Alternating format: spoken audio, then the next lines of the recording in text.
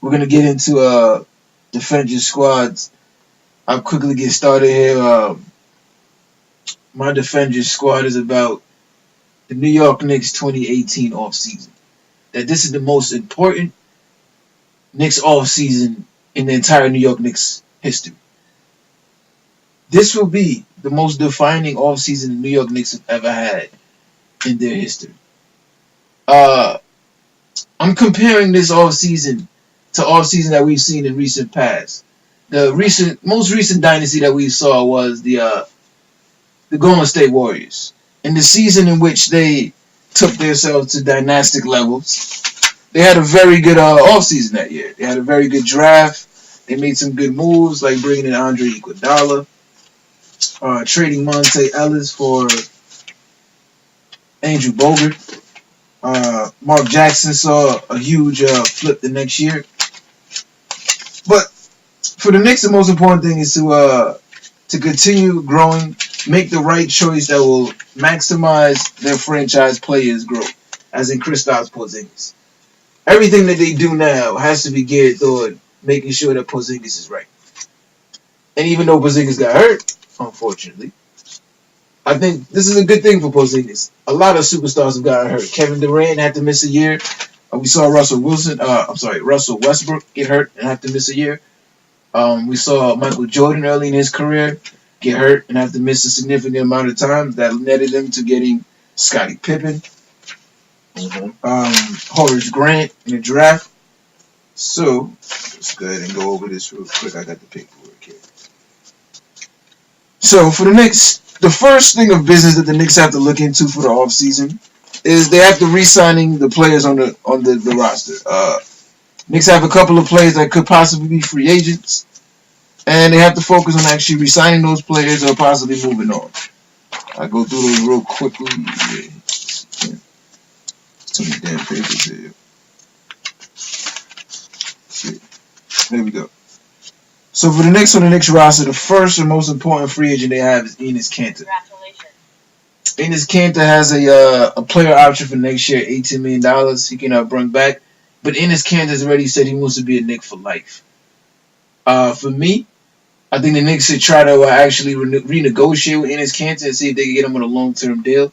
I say maybe 5 years, maybe $100 million, or 5 years, $90 million, somewhere around $15 to $20 million a year. He's getting 18 a year right now. He's 25, so he's going into his prime.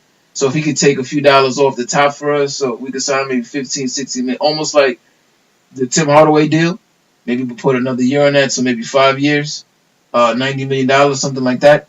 I think it would be very important to bring back Enes Kanter. The second most important free agent for the Knicks would be Kyle O'Quinn, the Queens-born power forward, the backup to Enes Kanter. He also has a player option next year at around, I think, $4.5 million. He's also said in the recent days, within the last 3 days, that he wants to retire a Knick. He's from Queens. He's living his dream. He wants to re-up. The Knicks want to bring him back. I think they can also renegotiate with him, possibly get on a very friendly deal, slight pay upgrade, maybe around $6-7 million a season, something like that, 4 years, a little less than $40 million, bringing back almost like the deal that Lance Thomas signed, which was 4 years for $27 million a few years ago. I think that would be a good deal. The third player is Ron Baker. He had messed up his shoulder, had season injury surgery. He didn't get to play a lot of games this year. Was really banged up. More or less a Phil Jackson signee that made the team under Jeff Hornacek and shows the grit, can shoot the ball, can play good defense, plays well with Ntilikina. He has a player option next year also at about $4 million. It's for the Knicks and for Ron Baker. This is more of a up-in-the-air option. If they want to let Ron Baker go, that's fine. If Ron Baker does exercise the player option and comes back next year, I wish the best for him coming in, being a bench player and competing in practice and being able to give you minutes if need be. Number 4, we got Jared Jack, the mentor, the veteran. Seems to be the most hated Knick by Knick fans on Twitter. A lot of them hate him for taking minutes away from the French Prince, Frank Ntilikina. But with Jared Jack, we've seen amazing mentorship like he did with Stephen Curry. Stephen Curry says that that's his best mentor in the NBA. Mark Jackson had used Jared Jack to mentor Steph Curry when Mark Jackson was grooming Steph Curry. We also saw Jared Jack for Kyrie Irving's rookie year, and he said that Kyrie Irving said that Jared Jack was very instrumental in teaching him how to be a professional. So, and again, now we see now Jared Jack helping the Knicks young point guards in Moutier, Ntilikina, Trey Burke. So for me, if Jared Jack wants to come back next year and almost play like a secondary coach role where you play here and there, but his minutes won't really come, and just be a mentor that will come play in practice and almost be another coach, I definitely would say almost like Juwan Howard did with the Heat when the Heat first got together with LeBron James and Wade, where you're not playing, but you're on the roster and you can play. If you know to blow out or you need somebody to give you some minutes. So, but that's up to Jared Jack if he wants to come back in that role. But he won't be getting a lot of minutes. It'll be more in a mentorship. He'll be a free agent. And then we have Michael Beasley. I think the Knicks have to pursue possibly bringing him back on maybe a 3 or 4 year deal to be the backup to Porzingis. So when as Porzingis, takes the time till about Christmas or January when he finally comes back, Michael Beasley can step right in and give him points, give him a veteran scorer that can give up some of that alleviation. He's already in here. He loves the system. He's a big fan of Kurt Rambis, who under Kurt Rambis in Minnesota, he had his best year. So he has a reason why he likes Hornacek, he likes here. And Beasley is a good scorer. He's playing well in the role that he's been asked to play.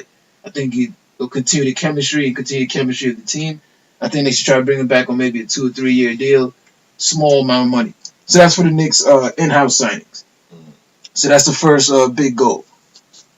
So the second goal for the Knicks would be to look into the draft. And for the draft, I'm extremely excited for the Knicks this year. Okay?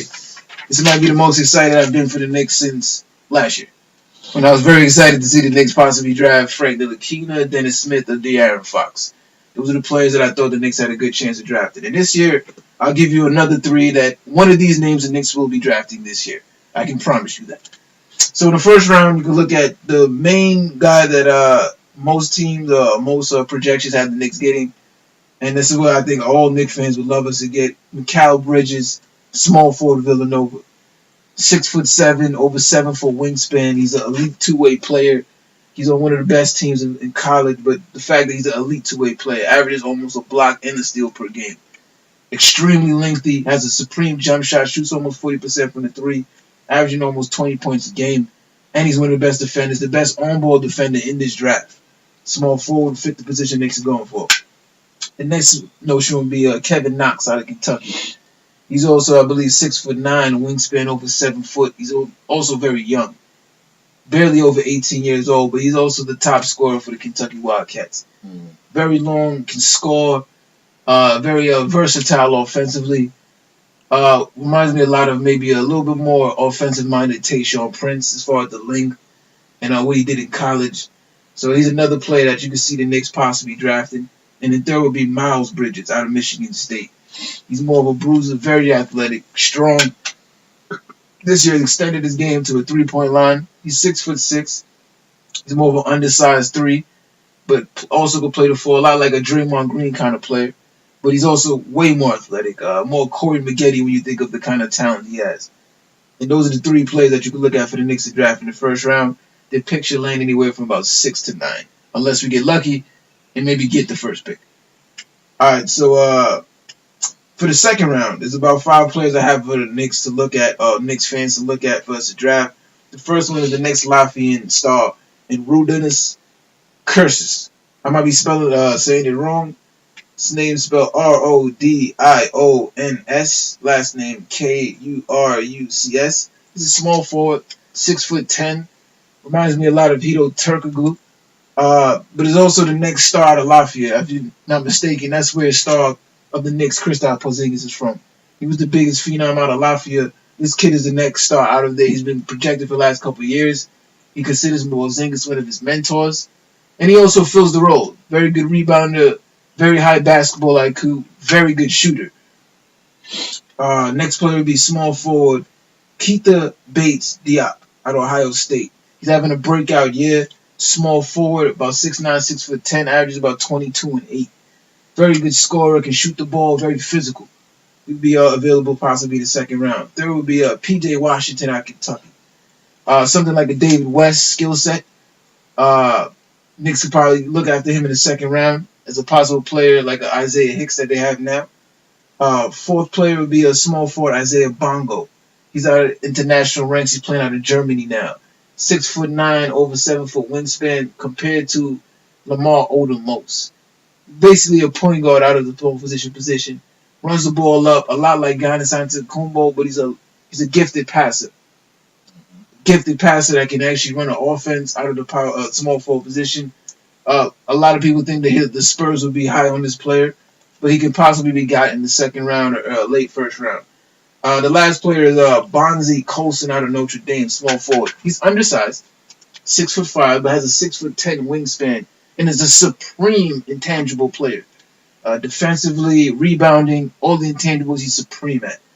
He will be available in the second round as a player that the Knicks could probably look at to come off the bench and fill that role of a defensive player to be able to play alongside Trey Burke and Kyle O'Quinn, etc. So that's what the Knicks can look at in the draft. So now I actually have now 3 potential trades that the Knicks can make in the offseason and 3 potential offseason free agent signings. So the signings I'll start with. Shooting guard, small forward, Mario Hezonja. He's an unrestricted free agent with Orlando not picking up his option. And at 6'8", very good shooter, very athletic. He could fill that role at small forward the Knicks are looking for the long term at a very economical cost. He was also in the draft with Emmanuel Mudiay and Kristaps Porzingis. He was drafted in between them both with the 5th pick. So Hezonja could be somebody the Knicks who was drafted by the Magic that was assistant GM was Scott Perry, who's the GM of the Knicks now. You can see that maybe Perry might look to bringing in Hezonja again. Number 2 is small forward Shabazz Muhammad. He just got bought out by the Minnesota Timberwolves. I'm not sure where he's going to sign at yet, but if he becomes a free agent this year, which he should, unless he signs a long-term deal on his buyout, then I see the Knicks possibly also looking into him. 6'7", 6'8", very good scoring. Small forward, had high potential coming out of college. Hasn't had a chance to really get an opportunity to play, especially with Thibodeau this year. And then third, I have Kevin Looney, small forward, power forward with the Golden State Warriors. He will also be an unrestricted free agent this year. He's very long, 6'9", over 7 foot, close to 7 foot wingspan. Can shoot the ball, very athletic. If he becomes a free agent from the Golden State, he would be a very economic player that the Knicks can have that could fill that role of the wing player, small forward that the Knicks are looking for right now. So now, lastly, it will be the top 3 potential Knicks blockbuster offseason trades that could change the Knicks' fortune. Number 1, matter of fact, let's start this backwards. Number 3, this is a trade I've been talking about for all season virtually. Stanley Johnson. We know that the coach of the Detroit Pistons, Stan Van Gundy, is a fan of Courtney Lee. His first year to the finals, or the only year that Stan Van Gundy went to the finals with Dwight Howard Orlando, the starting 2 guard was a rookie Courtney Lee. Courtney Lee's a veteran that wants to play for playoffs. The Knicks in a rebuild mode. There's a chance that Van Gundy might want him. Van Gundy will more prefer to play a veteran over somebody like Stanley Johnson, who's still growing up, who's also part of the Mudiay Porzingis 2015 draft. So the trade that I have on the table would be the Knicks send Courtney Lee, Isaiah Hicks, and Ron Baker to Detroit, and Detroit sends back Stanley Johnson and former Knick Langston Galloway. I think that trade worked for both teams, and a trade that both teams should probably look at. I think that's a B-plus fit for both teams. Number 2, and this is a trade, and this is an article I wrote about recently. It's about Aaron Gordon, future restricted free agent this year with the Orlando Magic. He's a restricted free agent. That's why I didn't allow him on the free agency list. Because if the Knicks the Knicks would have to overpay him to bring him in as a restricted free agent. And I don't think the Knicks should overpay on a player like Aaron Gordon. I think there's a player that they should bring in as a tangible, a second and third option of Porzingis. So I wouldn't probably try to sign it unless it's a affordable deal. But I do see the Knicks making a signing trade with Orlando. So what I would have is the Knicks signing Aaron Gordon to a 4-year, $95 million deal, something close to what Otto Porter signed with the Wizards. So 4 years, $90 million with the Knicks, and the Knicks would trade over a 2022 second-round pick and power forward Isaiah Hicks to Orlando to compensate for the signing of Aaron Gordon, since he would be leaving anyway. So I think that trade works a lot. I think it's a trade that Knicks should really look at. I think it's a player that Knicks fans should really look at. I think he would be almost the finishing pieces. So you have a Aaron Gordon at the 3, you have a Moody and a Frank Ntilikina at the 1 and the 2, or you could even have Tim Hardaway at his natural position at 2, Moody at the point guard, and then you have Ntilikina and Trey Burke coming off the bench for a year, and then after that year's up, then you can switch it and have Tim Hardaway come off the bench as your sharpshooter with Trey Burke, and then have Ntilikina starting with Moody when he turns 20 in his third year. I think that works so well, and then you could add in whoever you draft in this draft, whether it's Miles Bridges, Mikal Bridges, or Kevin Knox into that mix. But the biggest thing, and I think this is really a fantasy, this probably will not happen. But if it does, this is one of those lottery wins for the New York Knicks. This is like getting Patrick Ewing with the first pick in the draft. This is like getting Kristaps Porzingis in the draft. This is Kawhi Leonard that I'm talking about. You don't want to Kawhi Leonard most recently having beef with the Spurs organization. With Kawhi Leonard not happy with the way they handled his rehabilitation. And with the Spurs possibly wanting him maybe move on from Kawhi Leonard, I say that the Knicks need to make a move on that. So to me, the move is this. The Knicks receive Kawhi Leonard. The Knicks trade to San Antonio Courtney Lee, Lance Thomas, the newly signed 10-day contract Troy Williams, a 2019 lottery protected first round pick, and a 2020 second round pick. I think that would be a fair trade. You give up a first round pick for Kawhi, who has 2 years left on the deal. You give a Lance Thomas, who becomes a small forward veteran that the Spurs can need. You add Courtney Lee, who could instantly jump in there with Danny Green and be in that starting lineup. And then you add Troy Williams, who will be Troy Williams, who will be a young athletic wing that can now be groomed to be almost a Jonathan Simmons for the San Antonio Spurs. I think that's a great trade, but again, that's a fantasy. The player that I think a lot of Knicks really look at is Aaron Gordon.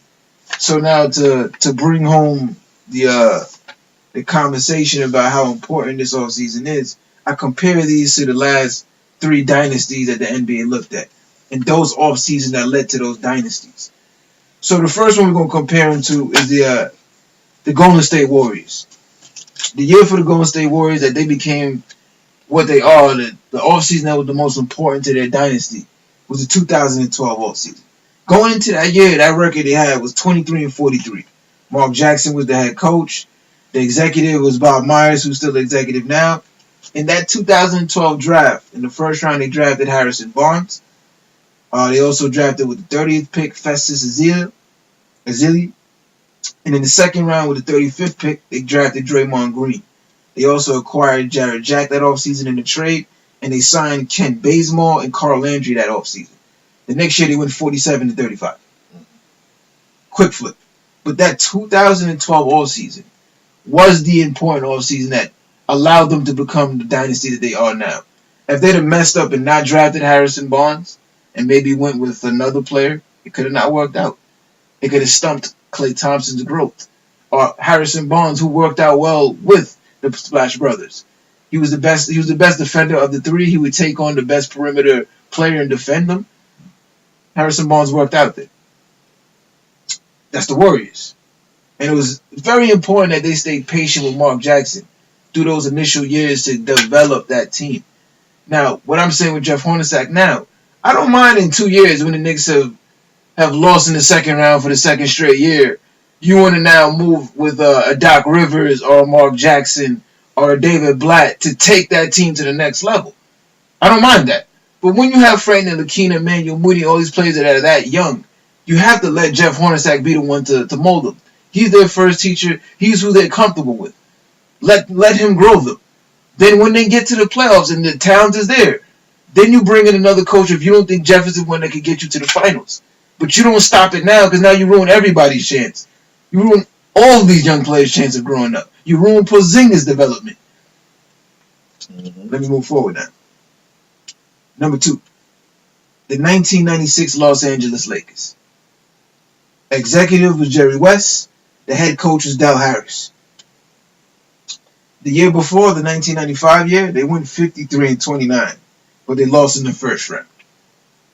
The 1996 year, so they drafted in the first round with the 24th pick, Derek Fisher, who became their future point guard, starting point guard. They traded Vlade Divac to the Charlotte Hornets for the 13th overall pick, which is Kobe Bryant. They signed that year Shaquille O'Neal to a big long-term deal. They also signed Travis Knight, Jerome Kersey, and Byron Scott. And at that trade deadline of the 1996 season, they traded Cedric Ceballos to the Phoenix Suns for Robert Horry. That 1996 was able to put together what would be the starting five for the championship teams, which would be Shaquille O'Neal, Robert Horry, Kobe Bryant, Derek Fisher. This all came together in that 1996 season. The next year, that team went 56-26 and started to grow into the team that they would become when Phil Jackson would become the coach. But at that time, the development was under Del Harris. So moving on. And lastly, to prove my point, we're going to use the GOAT, Michael Jordan, to bring home this point of how important this offseason is to the New York Knicks and their future. And if this will be a championship era or another sad era, like a Patrick Ewing era. Because in 1987, the same year that we're bringing up, the Knicks had a chance to really fortify their team around Patrick Ewing, the way the Bulls did around Michael Jordan. The Knicks didn't do that. So the 1987 Bulls, the executive was Jerry Krause, who was their GM all through the 90s also. Head coach was Doug Collins. 1986 year, that team went 40-42, mainly because Michael Jordan missed a great portion of that year. Came back in the end and made a strong push to the playoffs, while you hits there 40-42 and not a lot worse. He missed the majority of the season. But in that draft, the 1987 draft, with the first round 8th pick that they had, they drafted Olden Polynice, center. With their second first round pick, they drafted the 10th overall pick, power forward Horace Grant, who became famous with his goggles during the Bulls championship first three-peat. But during that draft, they traded center Olden Polynice, which was the 8th pick for the Bulls, for the 5th pick of that draft, which was Scottie Pippen. In that trade, they also traded a first-round pick in 1989.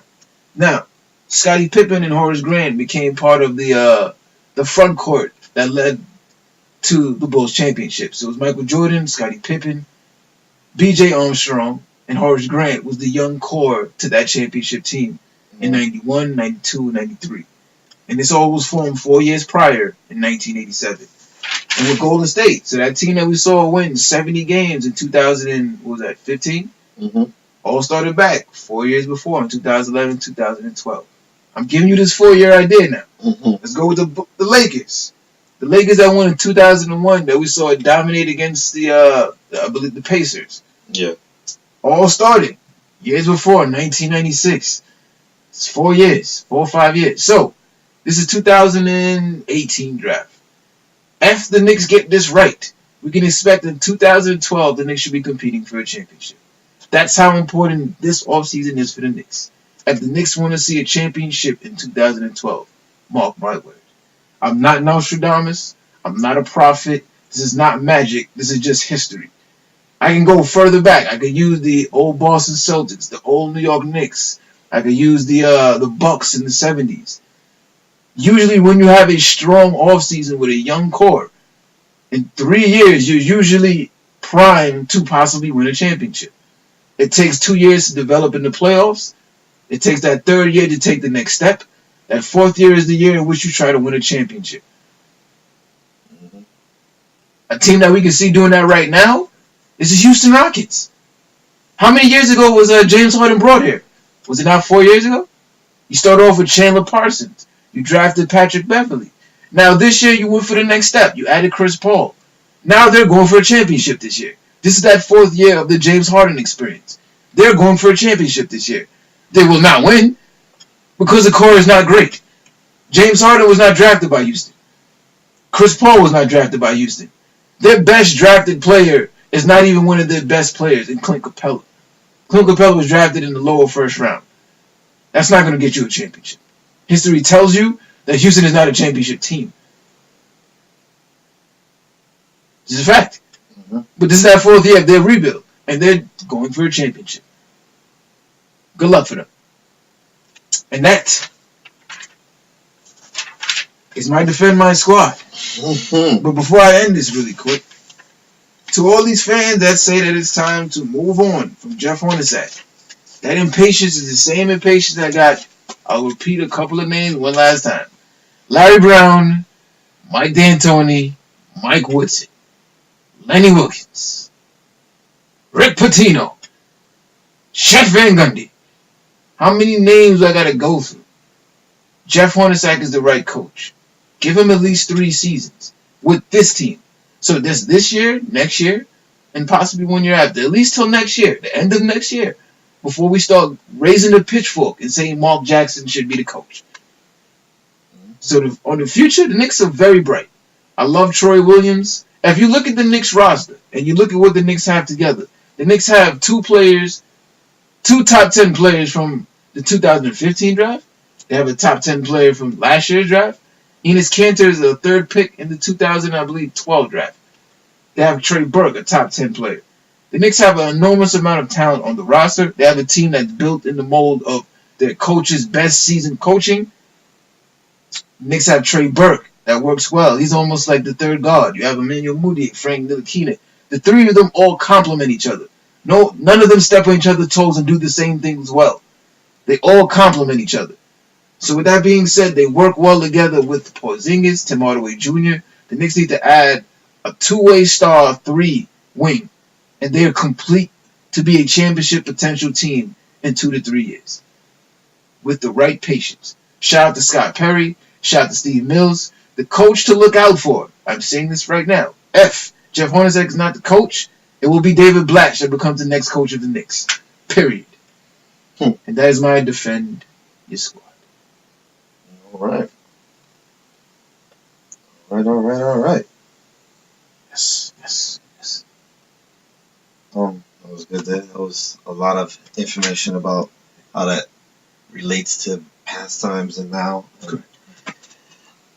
Even though I know you've been with these Knicks, it's hard to believe that these possibilities can actually all fall into place. But you do make a great point with the players that they have there. Yeah. If worst case scenario doesn't work, at least try it out. Just wait it out. Like it doesn't make any sense. I want to question fans. I'm gonna give you the starting lineup. Point guard, Stephon Marbury. Shooting guard, Jamal Crawford. Small forward, Quentin Richardson. Power forward, Zach Randolph. Center, Eddie Curry. You're not telling me if you gave that team 2 years, they wouldn't be identical to the Memphis Grizzlies grindhouse time? They wouldn't have had very similar success if you didn't let that team grow to what they would become? You gave that team 1 year when the team was built around, Isaiah Thomas, the coach that year, said that we put this team around Eddie Curry, who was coming off a very good young season. That offseason, he got robbed, duct taped. His baby mama that was pregnant with his 2nd daughter, duct taped. Do you know what that effect got? They said he fell into depression, gained 20 pounds, was out of shape coming into camp. Hell, you think? They said he had suicidal thoughts all year. You think? The woman that he was in love with, the mother of his child, almost died because of the money that he makes in the league that he plays for. You don't think that would have some kind of effect on I believe he was 23 at that time? Why would it, man? Get over it. And then in the New York media is saying, why can't he get in shape? Why can't he get better? You think that doesn't hurt somebody that's 23, 24? Do we not realize as New Yorkers what we did to that team? We never gave them a chance to ever be good. They struggled and we booed them. We had the coach fired. Let's see what we do with this team. Again, I'm a New York supporter. So whatever you fans want to do with the Knicks, I'm just going to watch from the sidelines. Yeah. It's going to be interesting, regardless of the say the least.